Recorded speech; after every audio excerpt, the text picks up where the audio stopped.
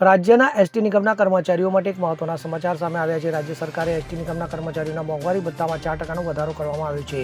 ST નિગમના કર્મચારીઓને હવેથી 50% મોંઘવારી ભથ્થું મળશે। તો વાહન વ્યવહાર મંત્રી હર્ષ સંઘવીએ ટ્વીટ કરીને માહિતી આપી છે, જેમાં જણાવવામાં આવ્યું છે કે એસટી નિગમના કર્મચારીઓને હાલ ચૂકવાતા મોંઘવારી ભથ્થામાં 4% વધારો કરી હવેથી 50% મુજબ મોંઘવારી ભથ્થું ચૂકવવાનો હકારાત્મક નિર્ણય લેવામાં આવેલો છે। તો આ વધારાની સાથે મોંઘવારીના ભથ્થા એરિયસની પણ ચૂકવણી કરવાનો નિર્ણય લેવામાં આવ્યો છે। તો સંવેદનશીલ નિર્ણય થકી કુલ 125 કરોડથી વધુનો લાભ એસટી નિગમના કર્મચારીઓ મળવા પામશે। તો ટૂંક સમયમાં આ માટેની વિગતવાર માહિતી જાહેર કરવામાં આવશે તેમ પણ હર્ષ સંઘવી દ્વારા જણાવવામાં આવ્યું છે। ત્યારે આ સમાચાર સામે આવતા એસટી નિગમના કર્મચારીઓમાં ખુશીનો માહોલ વ્યાપ્યો છે।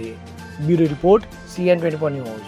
હવે જુઓ દેશ દુનિયાની તમામ ખબરો તમારી આંગળીના ટેરવે।